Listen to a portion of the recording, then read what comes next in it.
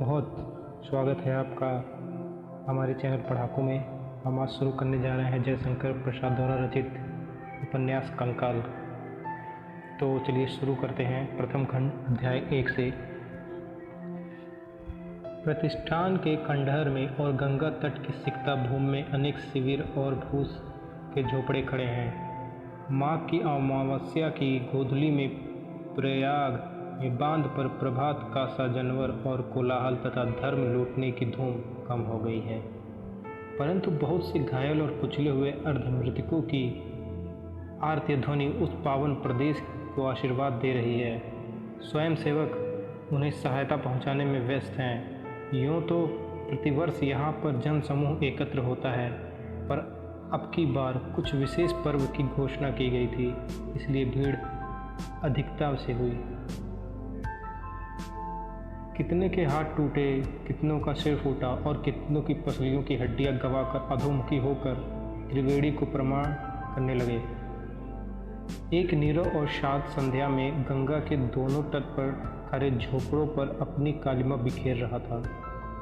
नंगी पीठ घोड़ों पर नंगे साधुओं के चढ़ने का जो उत्साह था, जो तलवार की फिकौती दिलाने की स्पर्धा थी, दर्शक जनता पर बालू वर्षा करने का जो उन्माद था, बड़े बड़े कारचौबी झंडों को आगे से चलाने का जो आतंक था, वह सब अब फीका हो चला था। एक छायादार डोगी जामुन के प्रशांत वक्ष को अनुकूलित करती हुई गंगा की प्रखर धारा को काटने लगी, उस पर चढ़ने लगी। मझियों ने कसकर डंडे लगाए, नाव झूसी के तट पर जा लगी। एक संभ्रांत संजन और युवती, साथ में एक नौकर उस पर से उतरे। पुरुष यौवन में होने पर भी कुछ खिन्न सा था। युवती हंसमुख थी, परंतु नौकर बड़ा ही गंभीर बना था। यह संभवतः उस पुरुष की प्रभावशालीता, शिष्टता की शिक्षा थी। उसके हाथ में एक बांस की डोलची थी, जिसमें कुछ फल और मिठाइयाँ थीं। साधुओं के शिविर की पंक्तियाँ सामने थीं। वे लोग उस ओर चले। सामने से दो मनुष्य बात करते आ रहे थे। ऐसे भव्य मूर्ति इस मेले भर में दूसरी नहीं है, जैसे साक्षात भगवान का अंश हो। अजीब ब्रह्मचर्य का तेज है, अवश्य महात्मा है। वे दोनों चले गए। यह दल भी उसी शिविर की ओर चल पड़ा, जिधर से दोनों बातें करते आ रहे थे। पट मंडप के समीप पहुंचने पर देखा बहुत से दर्शक खड़े हैं। एक विशिष्ट आसन पर एक 20 वर्ष का युवक हल्के रंग का काश्य वस्त्र अंग पर डाले बैठा है। जाट जूट नहीं था, कंधे तक बाल बिखरे थे, आंखें संयम के मत से भरी थीं। पुष्ट भुजाएं और तेजोमय मुखमंडल से आकृति बड़ी प्रभावशालीता थी। सचमुच वह युवक तपस्वी, भक्ति करने योग्य था। आगंतुक और उसकी युवती स्त्री ने विनम्र होकर नमस्कार किया और नौकर के हाथ से लेकर उपहार सामने रखी। महात्मा ने सस्नेह मुस्कुरा दिया। वे सामने बैठे हुए भक्त लोग कथा कहने वाले एक साधु की बात सुन रहे थे। वह एक पद की व्याख्या कर रहा था। तसो चुप है रहिए, गुंडा गुड़ का स्वाद कैसे बतावेगा। नमक की पुतली जब लवण सिंधु में गिरी गई, फिर वह अलग होकर क्या अपनी सत्ता बतावेगा। उपस्थित साधु और भक्तों ने एक दूसरे का मुंह देखते हुए प्रसन्न प्रकट किया।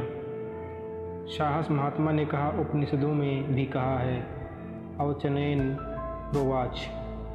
भक्ति मंडल ने इस विधवता और आश्चर्य प्रकट किया और धन्य धन्य के शब्द से पट्ट मंडप कूद उठा। संभ्रांत पुरुष सुशिक्षित था। उसने हृदय में यह बात समा गई कि महात्मा वास्तविक ज्ञान संपन्न महापुरुष हैं। उसने अपने साधु दर्शन की इच्छा की सराहना की और भक्तिपूर्ण बैठकर सत्संग सुनने लगा। रात हो गई, जगह जगह पर अलाव धधक रहे थे, शीत की प्रबलता थी, फिर भी धर्म संग्राम के सेनापति लोग शिविर में डटे रहे। कुछ ठहरकर आगंतुक ने जाने की चाहिए। महात्मा ने पूछा, आप लोगों का शुभ नाम और परिचय क्या है? आप लोग अमृतसर के रहने वाले हैं? मेरा नाम श्रीचंद है और यह मेरी धर्म पत्नी है, कहकर श्रीचंद ने युवती की ओर संकेत किया। महात्मा ने भी उसकी ओर देखा। युवती ने उस दृष्टि से यह अर्थ निकाला कि महात्मा जी मेरे भी नाम पूछ रहे हैं। वह जैसे किसी पुरस्कार पाने की प्रत्याशा और लालच से प्रेरित होकर बोल उठी, दासी का नाम किशोरी है। महात्मा की दृष्टि में जैसे एक आलोक घूम गया। उसने सिर नीचा कर लिया और बोला, अच्छा विलंब होगा, जाइए, भगवान का स्मरण रखिए। श्री चंद किशोरी के साथ उठे, प्रणाम किया और चले। साधुओं का भजन कोलाहल शांत हो गया। निःशब्दता रजनी के मधुर कोण में जाग रही थी। निशीथ के नक्षत्र गंगा के मुकुर में अपना प्रतिबिंब देख रहे थे। शीत पवन का झोंका सबसे अंकिगत करता हुआ विरक्त के समान भाग रहा था। महात्मा के हृदय में हलचल थी। वह निष्पाप हृदय ब्रह्मचर्य दुश्चिंतित से मलिन शिविर छोड़कर कंबल डालने बहुत दूर गंगा की जलधारा के समीप खड़ा होकर अपने चिर संचित पुण्य को पुकारने लगा। वह अपने विराग को उत्तेजित करता, परंतु मन की दुर्बलता प्रलोभन बनकर विराग की प्रतिद्वंदिता करने लगती और इसमें उसे अतीत की स्मृति भी उसे धोखा देती रहती थी।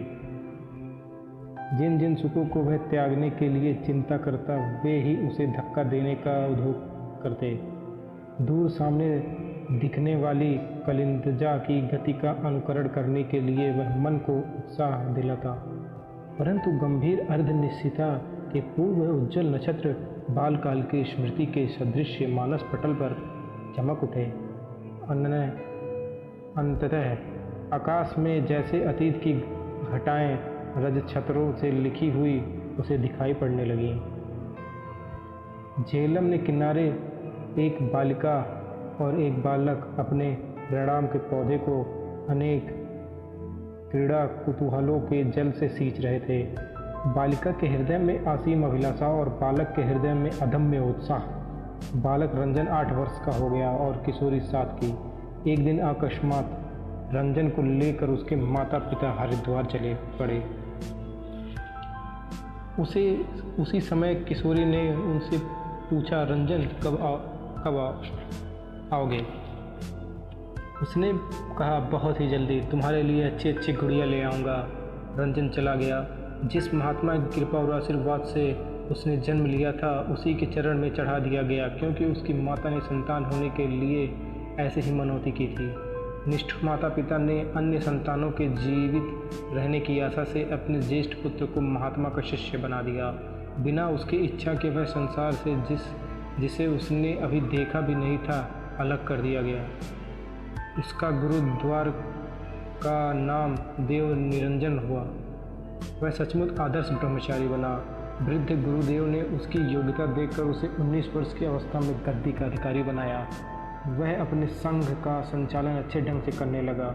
हरिद्वार में उसकी नवीन तपस्वी की सुख्याति पर बूढ़े बूढ़े बाबा लोग ईर्ष्या करने लगे और इधर निरंजन के मठ की भेंट पूजा बढ़ गई।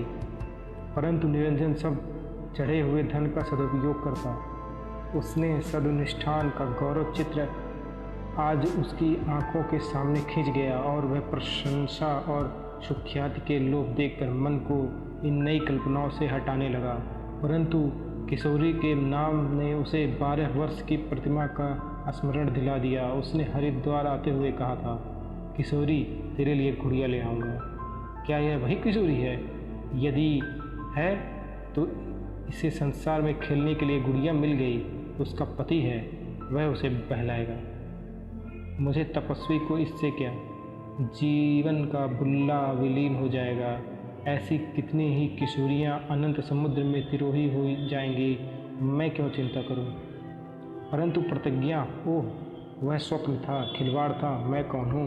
किसी को देने वाली वही अंतर्यामी सबको देता है। मूर्ख निरंजन संभल, कहाँ मोहे के थेपड़े में झूमने चाहता है। परंतु यदि वह कल फिर आई तो भागना होगा। भाग निरंजन, इस माया से हारने के पहले युद्ध होने का अवसर ही मत दे। निरंजन धीरे धीरे अपने शिविर को बहुत दूर छोड़ता हुआ स्टेशन की ओर विचलित हुआ चल पड़ा। भीड़ के कारण बहुत सी गाड़ियां बिना समय भी आ जा रही थीं। निरंजन ने एक कुली से पूछा, यह गाड़ी कहाँ जाएगी? सहारनपुर, उसने कहा। देव निरंजन गाड़ी में चुपचाप बैठ गया। दूसरे दिन जब श्रीचंद और किशोरी साधु दर्शन के लिए फिर उस स्थान पर पहुँचे, तब वहाँ अखाड़े के साधु को बड़ा व्यग्र पाया। पता लगने पर मालूम हुआ कि महात्मा जी समाधि के लिए हरिद्वार चले गए। यहाँ उनकी उपासना में कुछ विघ्न होता था। वे बड़े त्यागी हैं, उन्हें गृहस्थ की बहुत झंझट पसंद नहीं। यहाँ धन और पुत्र मांगने वालों तथा कष्ट से छुटकारा पाने वालों की प्रार्थना से वे ऊब गए थे। किशोरी ने कुछ तीखे स्वर से अपने पति से कहा, मैं पहले ही कहती थी कि तुम कुछ न कर सकोगे, ना तो स्वयं कहा और ना मुझे प्रार्थना करने दी। विरक्त होकर श्रीचंद ने कहा, तुमको किसने रोका था? तुम्ही ने क्यों ना संतान के लिए प्रार्थना की? मुझे मैंने बाधा तो दी नहीं थी। उत्तेजित किशोरी ने कहा, अच्छा तो हरिद्वार चलना होगा, चलो मैं तुम्हें वहाँ पहुँचा दूँगा और अमृतसर आस्तार दे दूँगा कि मैं हरिद्वार होता हुआ आता हूँ, क्योंकि मैं व्यवसाय इतने दिनों तक यूं ही नहीं छोड़ सकता। अच्छी बात, परंतु मैं हरिद्वार अवश्य जाऊँगी। सो तो मैं जानता हूँ, कहकर श्रीचंद ने मुँह भरी कर लिया, परंतु किशोरी को अपनी टेक रखनी थी। उसने पूर्ण विश्वास हो गया था कि महात्मा से मुझे अवश्य संतान मिलेगी। उसी दिन श्रीचंद ने हरिद्वार के लिए प्रस्थान किया और अखाड़े के भंडारी ने भी जमात लेकर हरिद्वार जाने का प्रबंध किया। हरिद्वार के समीप ही जाह्नवी के तट पर तपोवन का स्मरणीय दृश्य है। छोटे छोटे कुटीरों को श्रेणी बहुत दूर तक चली गई है। खरस्रोता जाह्नवी की शीतल धारा उस पावन प्रदेश को अपने कलनाद से गुंजित करती है। तपस्वी अपने योगचर्य साधन के लिए उन छोटे कुटीरों में रहते हैं। बड़े बड़े मठों से अन्य सत्र का प्रबंध है। वे अपनी भिक्षा ले आते हैं और इसे निर्वृत्त स्थान में बैठकर अपने पाप का प्रक्षालन करते हुए ब्रह्मनाद का सुख भोगते हैं। सुंदर शिलाखंड, रमणीय लता वितान, विशाल वृक्षों की मधुर छाया, अनेक प्रकार के पक्षियों का कोमल कलरव वहाँ एक अद्भुत शांति का सृजन करता है। अरण्य पाठ के उपयुक्त स्थान है। गंगा की धारा जहाँ घूम गई है, वह छोटा सा कोना अपने सब साथियों को छोड़कर आगे निकल गया। वहाँ एक छोटी कुटी है जो निचली पहाड़ी की पीठ पर जैसे आसान जमाए बैठी है। उसी की दलान में निरंजन गंगा की धार की ओर मुँह किए ध्यान में नग्न यहाँ रहते हुए कई दिन बीत गए। आसान दृढ़ धारणा से अपने मन को संयम में ले आने का प्रयत्न लगातार करते हुए भी शांति नहीं लौटी। विक्षेप बराबर होता था। जब ध्यान करने का समय होता, एक बालिका की मूर्ति सामने आ खड़ी होती। वह उसे माया आवरण कहकर तिरस्कार करता, परंतु वह छाया जैसे ठोस हो जाती। अरुणोदया की रक्त किरणें आंखों में घुसने लगी। घबराकर तपस्वी ने ध्यान छोड़ दिया। देखा कि पगडंडी से एक रमणी उस कुटीर के पास आ रही है। तपस्वी को क्रोध आया। उसने समझा कि देवता के तप में प्रत्यूह डालने का क्यों अभ्यास होता है। क्या वे मनुष्य के समान ही द्वेष आदि दुर्बलताओं से पीड़ित है? रमणी चुपचाप समीप चली आई, साष्टांग प्रमाण किया। तपस्वी चुप था। वह क्रोध से भर रहा था, परंतु ना जाने क्यों उसने तिरस्कार करने का साहस ना हुआ। उसने कहा, उठो, तुम यहाँ क्यों आई? किशोरी ने कहा, महाराज, आप अपना स्वार्थ ले आया। मैंने आज तक संतान का मुंह नहीं देखा। निरंजन ने गंभीर स्वर में पूछा, अभी तो तुम्हारी अवस्था 18-19 से अधिक नहीं, फिर इतनी दुश्चिंतित क्यों? किशोरी के मुख पर लज्जा की लाली थी। वह अपनी वयस की ताप-तोल से संकुचित हो रही थी, परंतु तपस्वी का विचलन हृदय इतना वृड़ा समझने लगा। वह जैसे लड़खड़ाने लगा। साहस संभला कर बोला, अच्छा, तुमने यहाँ आकर अच्छा नहीं किया। जाओ मेरे मठ में आना अभी 2 दिन ठहर कर। यह एकांत योगी की स्थल है, यहाँ से चली जाओ। तपस्वी अपने भीतर किसी से लड़ रहा था।